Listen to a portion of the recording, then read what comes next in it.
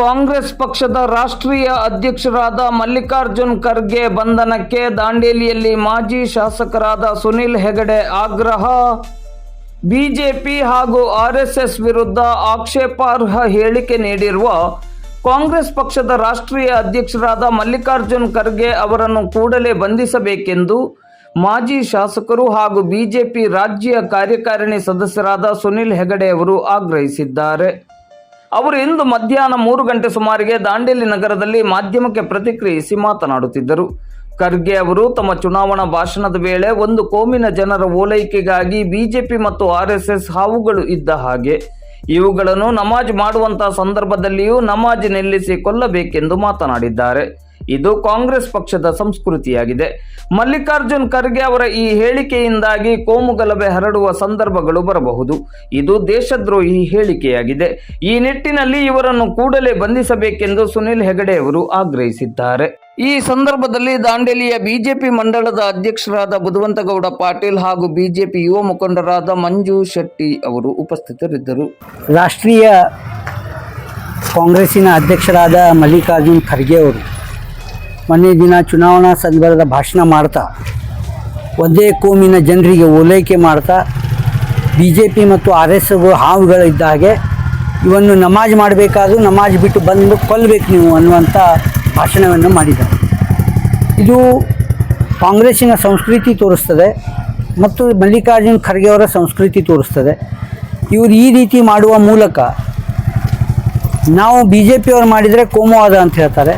ಇವರು ಈ ರೀತಿ ಮಾಡುವ ಮೂಲಕ ನಾವು ಒಂದು ಧರ್ಮಕ್ಕೆ ಅಲ್ಪಸಂಖ್ಯಾತರ ಓಲೈಕೆ ಮಾಡ್ತೇವೆ, ಹಿಂದೂಗಳು ನಮ್ಗೆ ಗೊತ್ತಿಲ್ಲ ಅನ್ನೋ ಸಂಬಂಧನೇ ಇಲ್ಲ ಅನ್ನುವಂಥ ಭಾವನೆಯಿಂದ ಹೇಳಿದ್ದಾರೆ.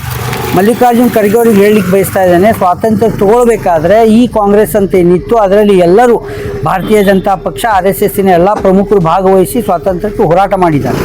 ತದನಂತರ ಕಾಂಗ್ರೆಸ್ಸನ್ನು ಡಿಸಾಲ್ವ್ ಮಾಡಬೇಕಿತ್ತು. ನೀವು ರಾಜಕೀಯ ಪಾರ್ಟಿ ಮಾಡಿ ಅದರ ಲಾಭ ತೊಗೊಂಡಿದ್ದೀರಿ ಬಿಟ್ಟರೆ ದೇಶದ ಸಂಸ್ಕೃತಿ ಸನಾತನ ಧರ್ಮದ ರಕ್ಷಣೆಯನ್ನು RSS ಅನ್ನುವಂಥ ಸಂಘ ನಾಗೇಶ್ ಅಡಿಗೆವಾರವರ ಕಾಲದಿಂದ ಗುರೂಜಿಯವರ ಕಾಲದಿಂದ ಇವತ್ತಿನವರೆಗೆ ಯಾವ ರೀತಿಯ ಹೋರಾಟಗಳನ್ನು ಮಾಡ್ತಾ ದೇಶದ ಧರ್ಮ ಸಂಸ್ಕೃತಿಯನ್ನು ರಕ್ಷಣೆ ಮಾಡ್ತಾ ಇದೆ ಅಂತ ಹೇಳಿನೇ ಇವತ್ತಿನ ದಿನ ಜಗತ್ತಿನಲ್ಲಿ ಹಿಂದೂ ಧರ್ಮ ಗಟ್ಟಿಯಾಗಿ ಉಳಿಲಿಕ್ಕೆ ಸಾಧ್ಯ ಆಗಿದೆ. ಇದನ್ನು ಮಲ್ಲಿಕಾರ್ಜುನ್ ಖರ್ಗೆ ಅವರು ತಿಳ್ಕೋಬೇಕು. ಮತ್ತು ಕಾಂಗ್ರೆಸ್ದವರೇ ಮೊನ್ನೆ ಹೇಳಿದರು, ಪ್ರಚೋದನಾಕಾರಿ ಭಾಷಣ ಮಾಡಿದರೆ ಕೇಸ್ ಮಾಡಬೇಕು ಅಂತ. ನಮ್ಮ ನಾಯಕರಾದ ವಿಶ್ವ ಹಿಂದೂ ಪರಿಷತ್ತಿನ ಕಾರ್ಯಕ್ರಮ ಮಾಡಬೇಕಾದ್ರೆ ಅನಂತ್ ಕುಮಾರ್ ಹೆಗಡೆ ಅವರಿಗೆ ಯತ್ನಾಳ್ ಅವ್ರ ಮೇಲೆ ಕೇಸ್ ಮಾಡಿದ್ದಾರೆ. ಏನಂತ ಹೇಳಿದರೆ ಅವರು ಪ್ರಚೋದನಾಕಾರಿ ಭಾಷಣ ಮಾಡಿದರು ಅಂತ.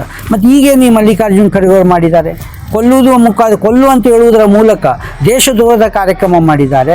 ಬಿಜೆಪಿ RSSನ್ನು ತೆಗೆದುವುದರ ಮೂಲಕ ದೇಶ ಯಾವ ಪಕ್ಷಗಳು ದೇಶ ಮೊದಲು ಅಂತ ಹೇಳ್ತಾರೆ ಆ ಪಕ್ಷಗಳನ್ನು ಕೊಲ್ಲಿ ಅಂತ ಹೇಳುವ ಮೂಲಕ ದೇಶದ್ರೋಹದ ಕೆಲಸವನ್ನು ಮಾಡಿದ್ದಾರೆ. ಕೂಡಲೇ ಮಲ್ಲಿಕಾರ್ಜುನ್ ಖರ್ಗೆ ಅವರ ಮೇಲೆ ಕೇಸ್ ಹಾಕುವ ಮೂಲಕ ಅವರನ್ನು ಅರೆಸ್ಟ್ ಮಾಡಬೇಕು. ಅವರು ಹಿಂದೂ ಧರ್ಮದ ವಿರೋಧಿಗಳು, ಭಾರತ ದೇಶದ ವಿರೋಧಿಗಳು. ಹೀಗಾಗಿ ಅವರನ್ನು ದೇಶದ್ರೋಹದ ಕೇಸ್ ಮೂಲಕ ಅರೆಸ್ಟ್ ಮಾಡಬೇಕು. ಅವ್ರ ಮಗ ಈಗ ಪ್ರಿಯಾಂಕಾ ಖರ್ಗೆ ಅವ್ನು ನನಗನ್ನಿಸ್ತದೆ ಹುಟ್ಟಿದಾಗಿಂದನೇ ತಲೆಯಲ್ಲಿ ಮೆದುಳು ಇದ್ದಂಗಿಲ್ಲ. ನಾಲಿಗೆಗೆ ಮತ್ತು ಮೆದುಳಿಗೆ ಏನೂ ಕನೆಕ್ಷನ್ ಇಲ್ಲ ಅವರಿಗೆ, ಪ್ರಿಯಾಂಕಾ ಖರ್ಗೆ ಅವರಿಗೆ. ಅವರು ಬಾಯಲ್ಲಿ ಯಾವಾಗಲೂ ಹೊಲಸು ತುಂಬಿಕೊಂಡೇ ಇರ್ತಾರೆ. ಹೀಗಾಗಿ ಅವ್ರ ಮೇಲೂ ಕೇಸು ಮಾಡುವ ಮೂಲಕ ಈ ಅಪ್ಪ ಮಕ್ಕಳನ್ನು ಮುಂದಿನ ದಿನಗಳಲ್ಲಿ ದೇಶದ್ರೋಹದ ಕೇಸ್ ಮೂಲಕ ಬಂಧಿಸುವಂಥ ಕೆಲಸ ಆಗಬೇಕು ಅನ್ನುವಂಥ ಮಾತನ್ನು ಈ ಸಂದರ್ಭದಲ್ಲಿ ಹೇಳಿ ಮತ್ತೊಮ್ಮೆ ಮಲ್ಲಿಕಾರ್ಜುನ್ ಖರ್ಗೆ ಅವರು ಕಾಂಗ್ರೆಸ್ ಪಕ್ಷ ಮತ್ತು ಅವರು ಹಿಂದೂ ವಿರೋಧಿ ದೇಶ ವಿರೋಧಿ ಅನ್ನುವಂಥ ಒಂದು ಮಾತನ್ನು ತೋರಿಸಿಕೊಟ್ಟಿದ್ದಾರೆ. ಹೀಗಾಗಿ ಮುಂದಿನ ದಿನಗಳಲ್ಲಿ ಸಮಸ್ತ ಹಿಂದೂ ನಾಗರಿಕರು ಈ ದಿಶೆಯಲ್ಲಿ ಜಾಗೃತರಾಗಿರಬೇಕು ಅಂತೇಳಿ ಈ ಸಂದರ್ಭದಲ್ಲಿ ಹೇಳಲಿಕ್ಕೆ ಬಯಸ್ತಾ ಇದ್ದೇನೆ.